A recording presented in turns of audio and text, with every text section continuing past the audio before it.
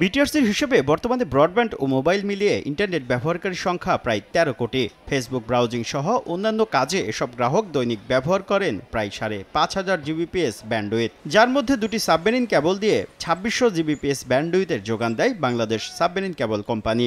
এই ২৬০০ জিবিপিএস এর মধ্যে ১৬০০ জিবিপিএস আসে সিমিউই ৫ দিয়ে।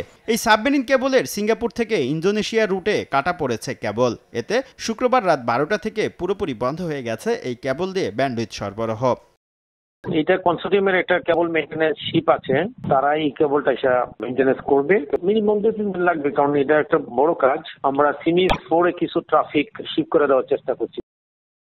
ব্রডব্যান্ড ইন্টারনেট সেবাদাতারা বলছেন, শেয়ারিংয়ের মাধ্যমে রাজধানীতে পরিস্থিতি স্বাভাবিক রাখার চেষ্টা চলছে, তবে প্রান্তিক এলাকার গ্রাহকরা রয়েছেন চরম ভোগান্তিতে।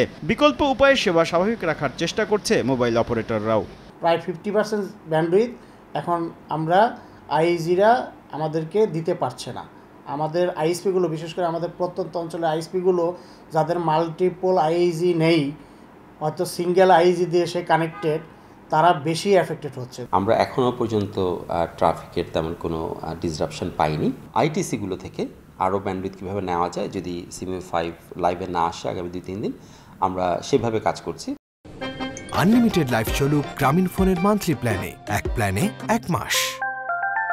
বর্তমানে মোবাইলে ইন্টারনেট সেবা দিচ্ছে 4 মোবাইল অপারেটর, আর সারা দেশে ব্রডব্যান্ড সেবা দিচ্ছে প্রায় 3000 আইএসপি অপারেটর। শুভ খান, সময় সংবাদ, ঢাকা।